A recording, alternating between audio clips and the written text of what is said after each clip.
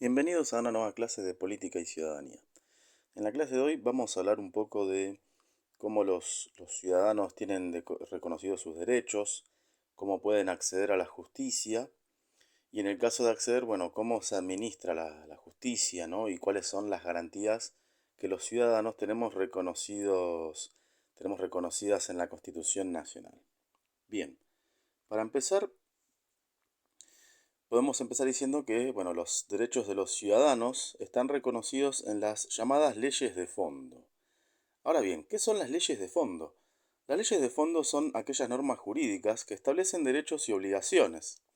Son aquellas que, bueno, de alguna manera te dicen a qué tenés derecho, pero también qué tipo de obligaciones tenés, ¿no? En otras palabras, sería el qué. Estas leyes, ¿no? Las leyes de fondo, son dictadas por el Congreso Nacional, ya que esta es su potestad según el artículo 75, inciso 12 de la Constitución. De hecho, bueno, ahí establece la forma, ¿no? en que se dictan estas leyes, ¿no? Por lo general en forma de códigos, ¿no? De hecho, su potestad es dictar los códigos civil, comercial, penal, de minería, del trabajo y seguridad social, ¿no? Todo esto en cuerpos unificados o separados. Y además, ¿no? de estar en forma de códigos, otro ejemplo de ley de fondo es la Constitución Nacional, que fue sancionada en 1853 por los convencionales constituyentes, que fueron elegidos por las provincias.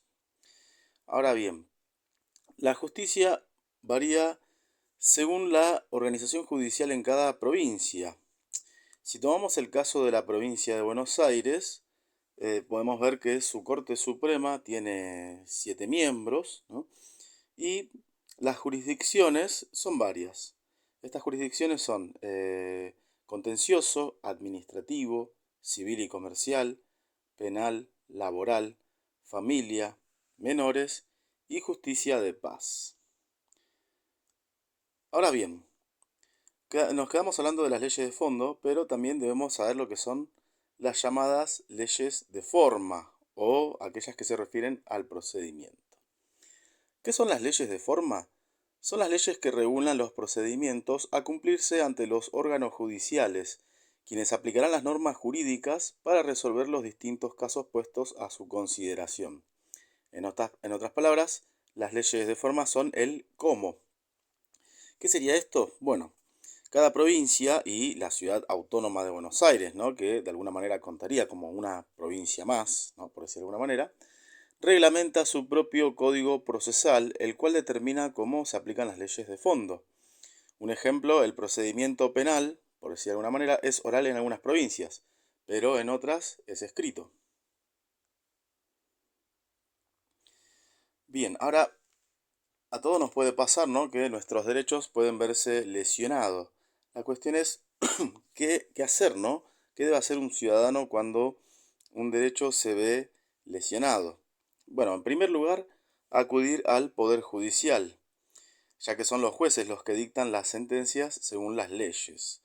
Esto implica ir a juicio. Por supuesto que para ir a juicio tenemos un paso previo muy importante, que es presentar la demanda, es decir, contratar a un abogado.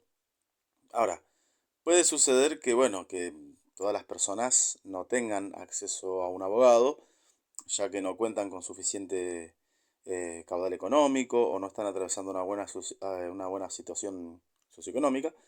Entonces, existe aquello que se conoce como el asesoramiento gratuito y el patrocinio gratuito para quienes, bueno, carezcan de recursos. En la provincia de Buenos Aires, por ejemplo, están los colegios de abogados, ¿no? Obviamente, para acceder a este patrocinio gratuito hay una previa evaluación socioeconómica. Es decir, según los requisitos que impongan los colegios de abogados, se analizará, bueno, quiénes pueden acceder al beneficio del patrocinio gratuito. Si ustedes observan, bueno, la imagen de fondo, ¿no? Es la Facultad de Derecho, ¿no? de la Universidad de Buenos Aires. Para aquellos que viven en la ciudad autónoma, pueden acceder también al patrocinio gratuito que suele hacer la Facultad de Derecho para aquellos que realmente lo necesitan. Bien, antes de ello vamos a hablar, bueno, de qué son los derechos, ¿no? Dentro de lo que se conoce como la libertad y la seguridad jurídica. Bien, dijimos que todos tenemos derechos. Ahora, ¿qué son los derechos? Bueno, los derechos son aquellas facultades o atribuciones que se le reconocen a una persona o a un grupo de personas, quienes a su vez pueden exigir su cumplimiento frente al Estado o a los demás individuos. También, según la Constitución, contamos con las garantías. ¿Qué son las garantías? Bueno, son los mecanismos o herramientas constitucionales que sirven para efectivizar los derechos. Un ejemplo es tener el derecho a un juicio, la garantía del habeas corpus y aquellos derechos consagrados en la Declaración de Derechos Humanos. Hay que recordar que, bueno, que la mayor parte de todos los pactos, ¿no?, y leyes referentes a los derechos humanos en nuestra Constitución están contemplados en el artículo 75, inciso 22. Todas estas garantías hacen a la seguridad jurídica de un país. Es decir, si una persona no tiene aseguradas las garantías para poder gozar de sus derechos, entonces no tiene seguridad jurídica. Bien, a todo esto también cabe mencionar qué es la libertad jurídica. La libertad jurídica es el derecho del ser humano para desarrollar una actividad legalmente reconocida, es decir, una actividad reconocida por la ley. Esta actividad, bueno, puede ser una actividad laboral, económica, cultural, religiosa, recreativa, política, gremial, etc. Y también es un derecho también para tener un área de intimidad que no perjudique a otros. Esto último se refiere también a lo que está contemplado en el artículo 19 de nuestra Constitución.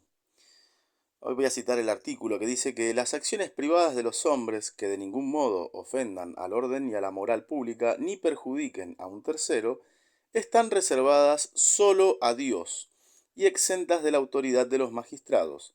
Ningún habitante de la nación será obligado a hacer lo que no manda la ley, ni privado de lo que ella prohíbe. Esto es conocido como el principio de legalidad. Nadie será privado de hacer lo que la ley no prohíbe y que lo que no está prohibido está permitido. Esto de alguna manera, en algunas situaciones suele decirse que es un bache, ¿no?, o un vacío legal. Sin embargo, también hay opiniones que sostienen que en lugar de un vacío legal, esto se conoce como un ámbito de libertad. A continuación, la doctora Natalia Mohamed va a explicar un poco de qué se trata el ámbito de libertad.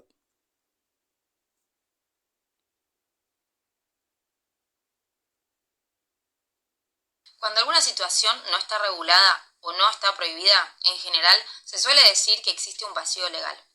Pero en realidad no podríamos interpretar que hay un vacío legal, porque el vacío es la inexistencia de algo. Lo que se suele decir es que en lugar de vacío legal hay un ámbito de libertad. Se puede decir entonces que gozamos de un ámbito de libertad, es decir, que podemos hacer tal cosa. Bien, ahora vamos a hablar un poco de lo que es la administración de justicia, ¿no? Todos los ciudadanos, además de obligaciones, también tenemos derechos. Entre ellos, bueno, el derecho a acceder a la justicia. Bien, todo esto está contemplado en el artículo 18 de nuestra Constitución, el cual pasaré a leer.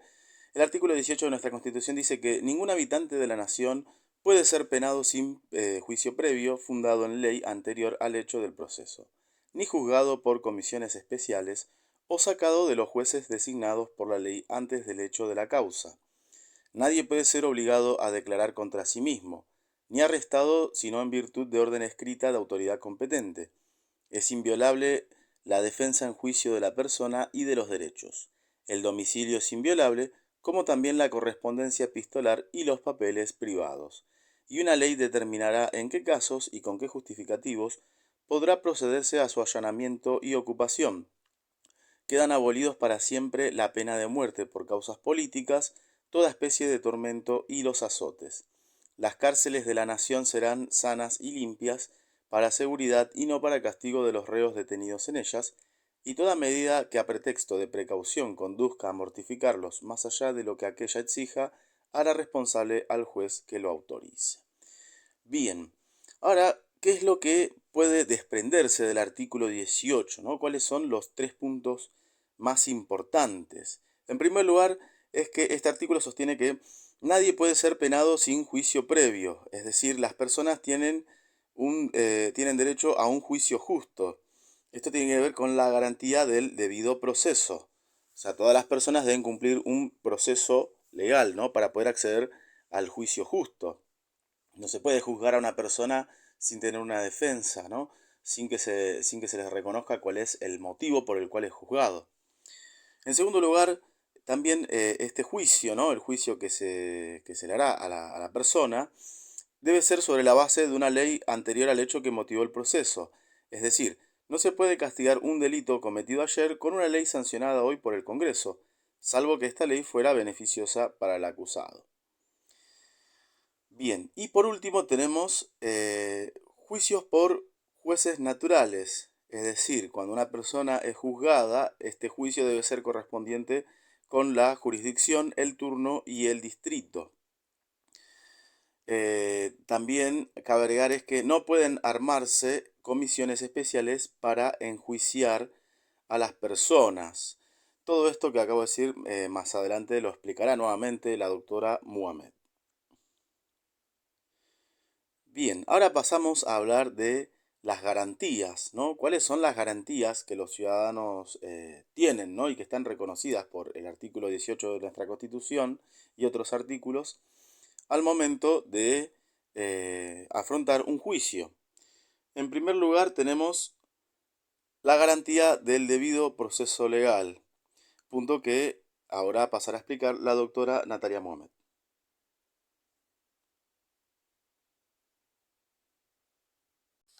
Hola a todos, ¿cómo están? Mi nombre es Natalia Mohamed, soy abogada recibida de la Universidad de Buenos Aires y hoy vamos a hablar del debido proceso.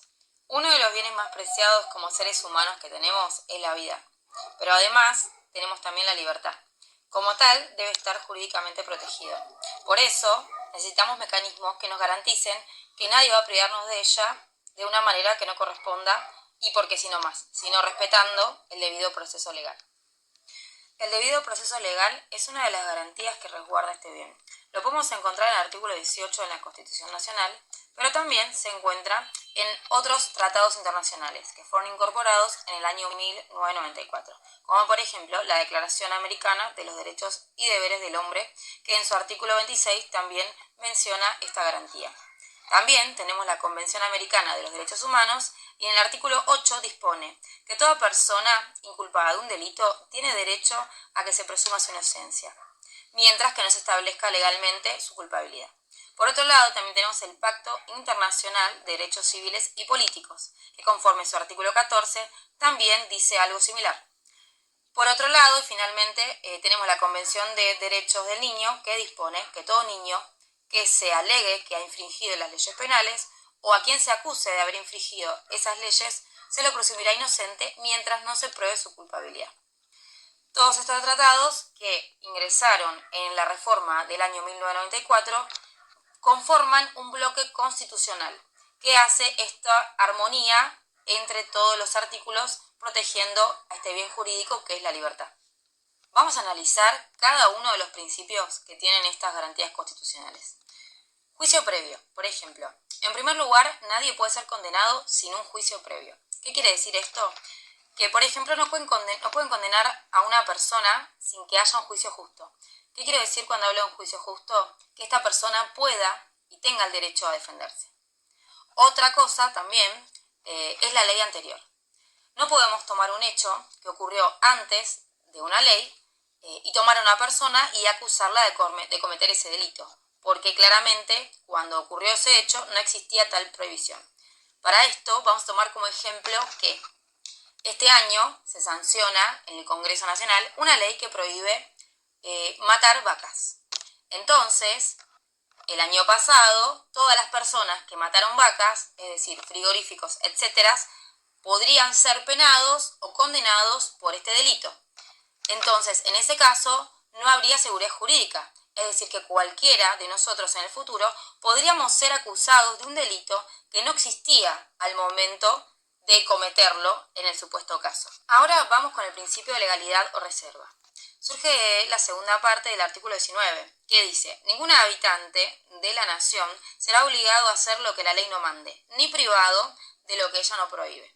De modo que si en el momento que el individuo cometió un acto y este no estaba prohibido, en realidad el acto está permitido. Por lo tanto, el sujeto no podrá ser castigado por su comisión. Como toda norma, siempre hay excepciones. Y como una excepción a la irretroactividad de la ley, tenemos la ley más beneficiosa. ¿Qué quiere decir? La única manera que una ley que se dicta, por ejemplo, hoy, viaje al pasado y se aplique en un caso en particular, es la ley más beneficiosa al acusado. Si el día de hoy o este año se dictara en el Congreso una ley que beneficia a alguien que cometió un delito en el pasado, esta ley sí se podría aplicar en beneficio de la persona acusada. Otra garantía que tenemos es el derecho a ser juzgado por jueces naturales de la materia, de la jurisdicción y de turno. ¿Qué quiere decir? Que no se puede, en base a una acusación, crear un tribunal especial para enjuiciar a una o unas personas. Por ejemplo, imagínense que se cree un tribunal que sea para el caso en particular y que ese tribunal sea creado luego de que se me acusa con todos mis enemigos. O, por ejemplo, con todas personas conocidas o amigas. Eso, bueno, no podría ser, así que, ¿por qué? Porque básicamente todos los ciudadanos, por un principio de igualdad, debemos atravesar el mismo proceso con tribunales ya dispuestos para cualquier persona. No importa, no hay distinción.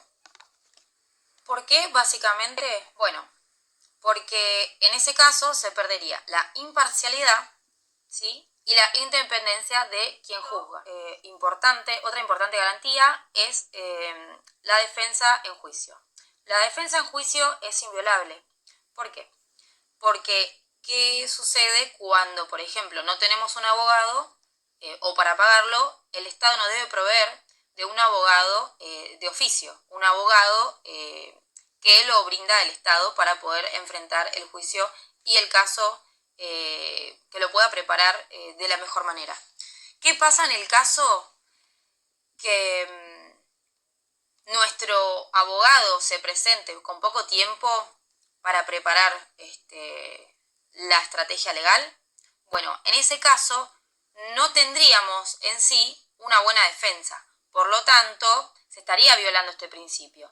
Si yo tengo un caso, soy acusada, nunca un abogado puede venir y preparar la estrategia un día antes del juicio. En ese caso, debe pedirse una prórroga. El acusado tiene derecho a un juicio pronto. No puede pasar mucho tiempo desde que es acusado hasta que se lo declare culpable o inocente, puesto que en ese lugar, en ese momento, crearía un estado de angustia e incertidumbre que lo afectaría y vulneraría su derecho de un juicio justo. El juicio debe ser público y regular. ¿Qué quiero decir con esto?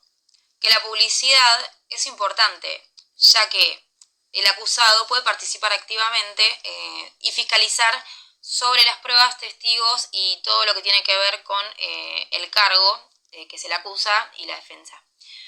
¿Por qué público? Bueno, por el principio de que todos los actos de gobierno deben ser públicos para su transparencia. Y como el Poder Judicial se entiende como parte del gobierno, debe ser transparente también y así su proceso. También es importante la oralidad. El acusado puede en todo momento participar, presentar testigos, poder controlar o tener mejor control del proceso, de lo que es la parte de la defensa. Y además, en cuanto a regular, se refiere a que este proceso o este tipo de proceso es igual para todos los ciudadanos. Todos los casos que se presenten de las mismas características van a atravesar todos por el mismo proceso. A eso se refiere con regular. Algo importante también es el derecho a la defensa, el derecho a ser oído y poder participar activamente de todo lo que tiene que ver con el juicio. También que sea tenido en cuenta. Otra cosa también es importante que pueda presentar todas las pruebas que estén permitidas y que pueda él valerse para su defensa.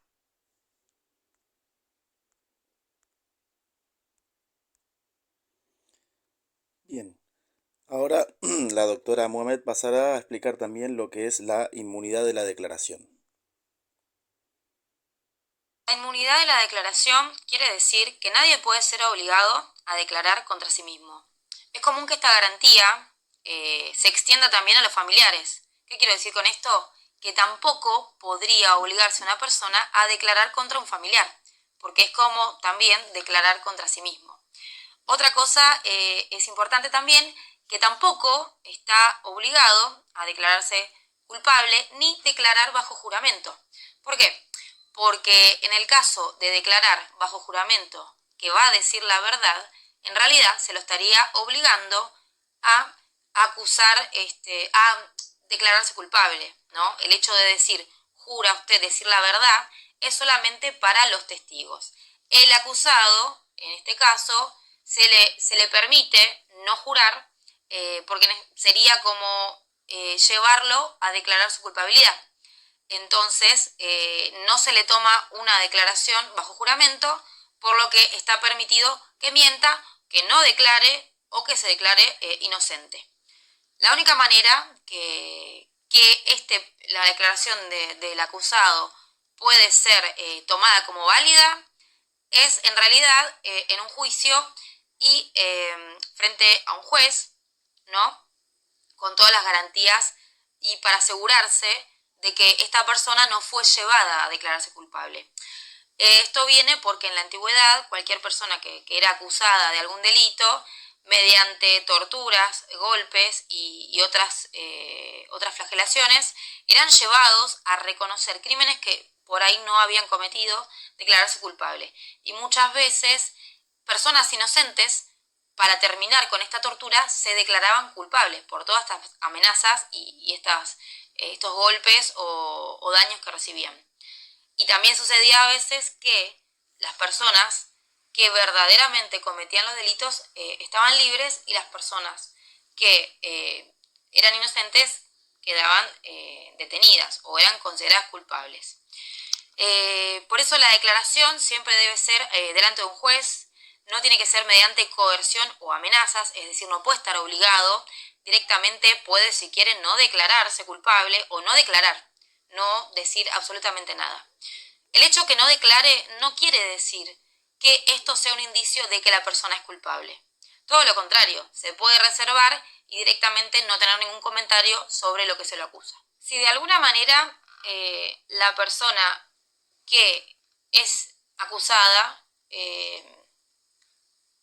declara, ¿sí? Bajo estas condiciones de presión, no frente a un juez, sino cuando es aprehendido, cuando se lo lleva a la comisaría o a un penal, no es tomada como válida la confesión, porque no está teniendo las garantías que debería tener. Bien, y bueno, como último aporte de la doctora Mohamed, ahora pasará a explicar lo que es la inmunidad del arresto. Algo importante también es la inmunidad del arresto. El artículo 18 de la Constitución Nacional nos dice también que el arresto debe ser con una orden de un juez y esta orden debe ser escrita. ¿Qué quiere decir esto? Que no puede venir alguien y sacarme de donde yo esté y arrestarme si no hay una orden de un juez. Hay excepciones. ¿Cuáles son estas excepciones?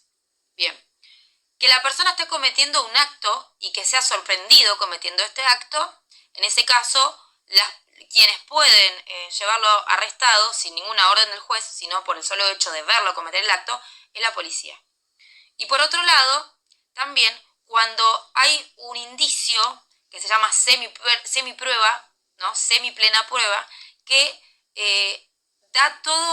indicaría que esta persona habría cometido un delito. Esto tiene un límite. El límite es que debe ser la persona arrestada fuera de lo que sería su casa, en la calle, en la vía pública. ¿Por qué? Porque para arrestar a una persona en su domicilio necesitamos la orden de allanamiento, propiamente dicho, y por un juez. Bien, bueno, agradezco el aporte de la doctora Mohamed. Y bueno, para concluir el video pasaré a aplicar las últimas tres garantías, que son el habeas corpus, el amparo y el habeas data. Bien, habeas corpus. El habeas corpus, bueno, la expresión es una expresión en latín que significa tienes tu cuerpo y es una garantía que tiene el objetivo de proteger la libertad física contra las perturbaciones ilegítimas que ésta pueda sufrir. A través de la acción de habeas corpus se inicia un proceso breve y rápido. Este proceso tendrá como objetivo verificar si la perturbación a la libertad física que sufre el afectado es ilegítima. Por ejemplo, si la persona de repente tiene un arresto arbitrario, si tiene amenazas ilegítimas a la libertad, si también tiene restricciones a la libertad, entre otros aspectos. Si esta detención resulta ilegítima, entonces el juez puede ordenar que inmediatamente cese dicha perturbación. Un ejemplo, si la acción de habeas corpus fue interpuesta con motivo de un arresto arbitrario e ilegítimo, es decir, fuera de la ley, el juez ordenará la inmediata libertad del individuo. Se puede decir que existen cuatro clases de habeas corpus. El primero es el habeas corpus clásico o reparador, que se usa para hacer cesar la detención ilegal, es decir, una detención sin una orden de autoridad competente, una orden escrita. El segundo caso es el habeas corpus preventivo, que se usa para cuando hay una amenaza real e inminente contra la libertad física, es decir, no se trata de simples actos preparatorios, por ejemplo, una orden de arresto ilegal que está pronta a ejecutarse. Después, en tercer lugar, tenemos el habeas corpus correctivo, que se usa a favor de las personas detenidas en forma legal. Su objeto es corregir las condiciones de detención legal cuando no fueran las que corresponden. Por ejemplo, si a un preso no se le da de comer, entonces puede interponer el habeas corpus correctivo para que se le dé de comer. De hecho, bueno, esto está contemplado, ¿no?, en el artículo 19 de la Constitución, que los reos tienen derecho a tener un arresto digno, ¿no? O sea, que las celdas cumplan con las condiciones necesarias para que su detención no se vea perturbadora. Y por último tenemos el habeas corpus restringido. Este tipo de habeas corpus se usa para los casos en que hay perturbación en el derecho de locomoción, es decir, que la persona pueda moverse, sin llegar a la privación de la libertad. Por ejemplo, si una persona sufre un seguimiento, vigilancia, no se deja entrar al trabajo, al estudio, a la casa, etcétera. Bien, tenemos ahora la acción de amparo. ¿Qué es el amparo? El amparo es una acción judicial cuyo objetivo consiste en proteger todos los derechos diferentes al de la libertad física. Así como el habeas corpus garantiza el ejercicio de la libertad física o ambulatoria, el amparo tiende a garantizar cualquiera de los restantes derechos fundamentales, de modo que puede recurrir a esta acción quien se vea privado de ejercer cualquiera de los derechos reconocidos expresa o implícitamente por la Constitución, un tratado o una ley. La acción de amparo, al igual que el habeas corpus, constituye un medio rápido para los casos de violación efectiva o inminente de los derechos. De no existir estos medios, habría que recurrir a los largos procedimientos legales ordinarios, con lo cual se pondría en peligro la propia existencia del derecho. Esto puede dar lugar a daños irreparables. Existen dos tipos de amparo. El primero es el amparo clásico o individual, el cual, bueno, puede encontrarse, bueno, en el primer párrafo del artículo 43 de nuestra Constitución, que, bueno, regula el amparo clásico, ¿no? El cual tiende a proteger los derechos de las personas en forma individual. De este párrafo, ¿no?, que aparece en el artículo 43, se desprenden las siguientes pautas. Punto número 1. La acción de amparo es expedita, es decir, sin obstáculos, y rápida. Esto es fundamental ya que, bueno, el amparo se aplica a casos que exigen rapidez y eficacia. Punto número 2. No debe existir otro medio judicial más idóneo.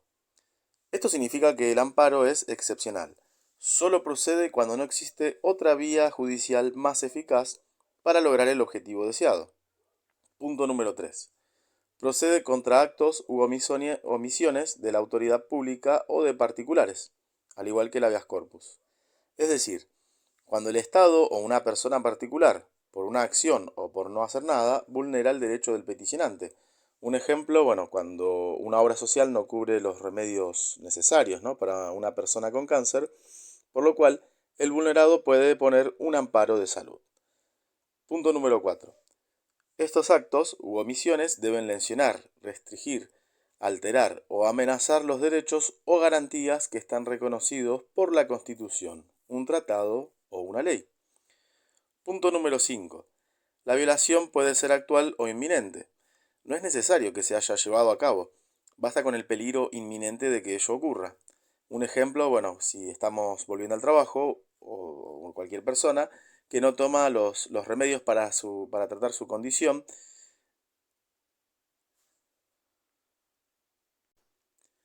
Punto número 5. La violación puede ser actual o inminente. No es necesario que se haya llevado a cabo, basta sino que haya un peligro inminente de que ello ocurra. Por ejemplo, si volvemos al ejemplo citado en el punto 3, una persona que no toma los remedios para tratar su condición puede correr peligro futuro de empeorar su diagnóstico. Punto número 6.